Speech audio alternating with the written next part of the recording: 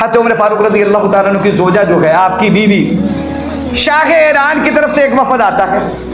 شاہ ایران کی زوجہ ملکہ نے اس وفد میں اپنی کنیزوں کو بھیجا کہ تم نے جا کر امیر المؤمنین رضی اللہ تعالیٰ عنہ کی بیوی کو بھی دیکھنا ہے کہ جو خاتون اول ہے امیر المؤمنین کی بیوی ہے وہ کیسی ہے.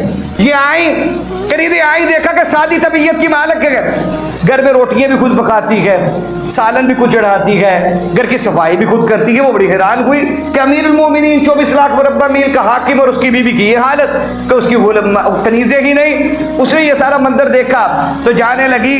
تو سیدنا عمر فاروق رضی اللہ تعالیٰ عنہ کی زوجہ نے اس کنیز کو چند ریشم کے کپڑے جن کی معمولی سی قیمت تھی اپنی طرف سے بطور ہدیہ بھیجے کہ شاہ ایران کی بیوی کو میری طرف سے یہ دے دینا.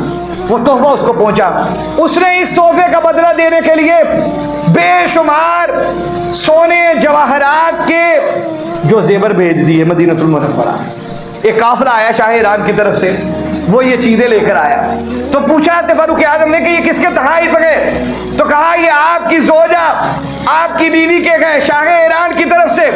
حضرت عمر نے کہا ٹھہر جاؤ، میری بیوی نے یہ تجارت کب سے شروع کر دی؟ یہ تحائف کا سلسلہ میری بیوی نے کب سے شروع کر دیا؟ گھر پہنچے، اپنی زوجہ سے پوچھتے گئے کہ یہ شاہ ایران کی زوجہ نے تیرے لیے اتنے قیمتی تحائف کیوں بھیجے گئے؟ تو وہ کہنے لگی میں نے تو ریشم کے چند ٹکڑے کپڑوں کے بھیجے تھے بطور تحفہ کہ چلو ہدیہ دینا لینا چاہیے، تو میں نے تو وہ بھیجے تھے، مجھے کیا معلوم تھا کہ وہ جواب میں اتنے تحائف بھیج دے گی. حضرت عمر نے فرمایا تیرا تحفہ کتنا تھا؟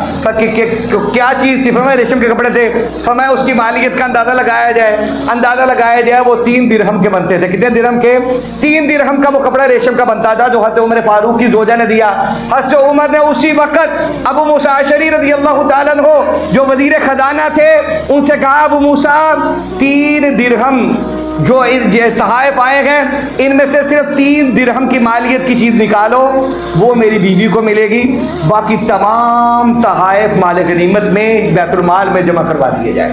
میرے گھر دولت نہیں جانی چاہیے، یہ میرے گھر نہیں جائے گی.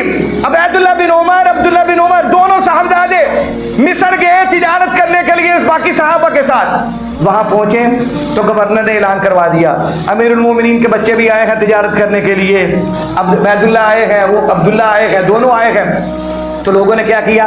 دوسرے صحابہ سے مال نہیں خریدا، امیر المومنین کے بچوں سے خریدا. زیادہ کمائی ہوئی عبید اللہ بن عمر کی، عبداللہ بن عمر رضی اللہ تعالیٰ عنہ دونوں کی. یہ واپس آئے مصر سے مدینہ. حضرت عمر نے کہا کہ بتاؤ مال تجارت میں کیا کیا لے کر آئے ہو؟ تو عبید اللہ اور عبداللہ دونوں کھڑے ہوئے. فرمایا ابا جان سب سے زیادہ بیکری ہمیں ہوئی، سب سے زیادہ خرید ہم سے کی گئی، ہمارا مال سب سے زیادہ بکا. عدل دیکھی فاروق اعظم رضی اللہ تعالیٰ عنہ کا. فرمانے لگے تو وہاں کے گورنر نے تمہارا اعلان تو نہیں کیا تھا؟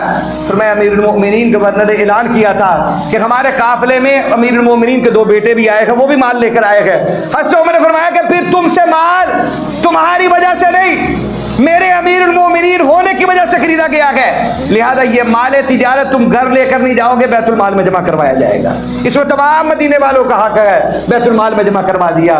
ایک بوڑھی عورت کے پاس ہے، اس الغابہ میں گئے کہ وہ بوڑھی بیوہ عورت کے پاس جاتے گئے جو رات کو یہ صدائیں دے رہی ہے کہ 25 دینار میرا قرضہ ہے، 3 دن سے میں بھوکی ہوں، امیر المومنین کو میری خبر ہی نہیں. حضرت عمر فاروق کی آواز سنتے ہیں، گھر میں چلے جاتے ہیں.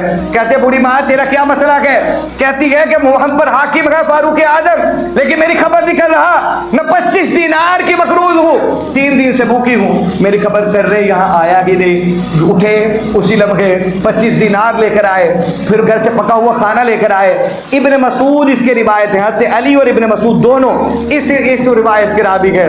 فرماتے ہیں ہم امیر المومنین کو ڈھونڈنے لگے، کہاں گئے؟ ایک وفد ملنے کے لیے آیا تھا، پتہ چلا کہ وہ مضافات میں بڑھیا کی عورت کے گھر بیٹھے ہوئے گئے. حضرت علی فرماتے ہیں میں اور ابن مسعود دونوں گئے. وہاں گئے ہم کیا دیکھتے ہیں؟ چارپائی پر وہ بوڑھی عورت بیٹھی ہوئی ہے، فرش پر امیر المومنین بیٹھے ہوئے ہیں، فرش پر امیر المومنین بیٹھے ہیں، منا رہے ہیں اس بوڑھی عورت کو. وہ یہ بات کہہ رہے لگی ہے کھانا بھی کھا رہی ہے، کھانا جو حضرت عمر لے کر آئے گئے، وہ یہ بات کہہ رہی ہے کل قیامت کے دن دو جہاں کے سردار کو شکایت لگاؤ گی عمر کی کہ عمر نے میرا خیال نہیں کیا، مجھے پوچھنے ہی نہیں آیا، میرا قرضہ اتارنے کا اس نے سوچا ہی نہیں۔ حضرت عمر اس بوڑھیا کو کہہ رہے ہیں کہ اے بوڑھیا چلو عمر کو میری وجہ سے ہی چھوڑ دے، معاف کر دے، اس کو معاف کر دے۔ وہ بوڑھی عورت کہنے لگی کہ ہاں اگر تو کہتا ہے تو اس کو معاف کر دیتی ہوں۔ حضرت عمر ہی کو کہہ رہی تھی، اسے کیا خبر، حضرت عمر نے بتایا ہی نہیں۔ اتنے میں حضرت عمر کہنے لگے اے بوڑھی تو نے مجھے معاف کر دیا، اے میری ماں تو نے معاف کیا ہے؟ وہ کہنے لگی ہاں عمر میں نے تجھے معاف کر، میں نے اس عمر کو معاف کر دیا ہے۔ حضرت عمر کہنے لگے چلو رکے میں یہ بات بھی لکھ کر دے دے کہ تو اس غلطی پر فاروق اعظم کو معاف کرتی ہے۔ اتنے میں ابن مسعود اندر داخل ہوئے، کہنے لگے امیر المومنین ہم آپ کو ڈھونڈ رکھے گئے اور آپ بڑھیا کے سامنے فرش پر یہاں بیٹھے گئے۔ وہ عورت کھڑی ہو گئی کہ یہی ہے عمر فاروق رضی اللہ تعالیٰ عنہ۔ حضرت علی بھی ساتھ گئے۔ ابن مسعود فرماتے ہیں امیر المومنین اس بڑھیا کے ترلے ڈال رکھے گئے کہ رک کے میں لکھ کر دے۔ وہ رونے لگی کہ مجھے تو خبر ہی نہ تھی امیر المومنین کہ آپ ہی عمر ہو۔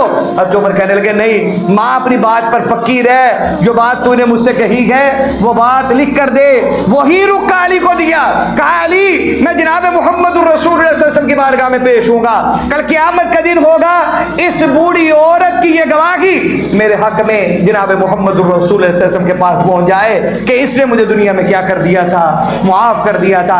اس واقعے کو رات میں پڑھ رہا تھا اور ذہن میں یہ تصور آ رہا تھا کہ 22-24 لاکھ مربع میل کا حاکم، 27 آیات جس پر نازل کی گئی ہو، رسول اللہ نے جس کو محدث کہا ہو، ملہم کہا ہو، جس کی زبان سے حق جاری ہونا کہا ہو، جس کے گزر جانے کو شیطان کی گزرگاہ قرار نہ دیا ہو، کہ اللہ کے رسول صلی اللہ علیہ وسلم کے اتنے فرمان جنتی جس کو کہا ہو، وہ عمر ایک بوڑھی ماں کو راضی کرنے کے لیے قدموں میں بیٹھ گیا ہے کہ جو اس کی سگی ماں نہیں ہے، اس بوڑھی عورت کو راضی کرنے کے لیے قدموں میں بیٹھا ہوا ہے۔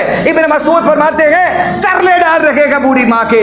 آج ہم دیکھ لے ہماری مائیں ہمیں کچھ کڑوی بات کہہ بھی دے تو ہم اکڑتے نہیں پھرتے، ہم کہتے ہم کیوں معافی مانگے، میری تو ناٹکی نہیں رہتی، میں اپنی ماں سے معافی مانگوں۔ یہ 22 لاکھ مربع میل کا حاکم ہے لیکن اس بوڑھی عورت سے معافی مانگ رہا ہے کہ اماں جان مجھے اللہ کی رضا کے لیے کیا کر دے، معاف کر دے۔ یہ عدل فاروقی ہے کہ جو دنیا سے گیا ابن عمر اپنے بیٹے کو گواہ بنا کر گیا تھا، یہ کہتا ہوا گیا تھا کہ ابن عمر میری رعایا کو مسلمانوں کو یہ بتا دینا کہ عمر دنیا سے جا رہا ہے تو مقروض جا رہا ہے، عمر دنیا سے جا رہا ہے تو کیسے جا رہا ہے، مقروض جا رہا ہے، میرا قرضہ اس فلاں زمین کو بیچ کر ادا کیا جائے گا۔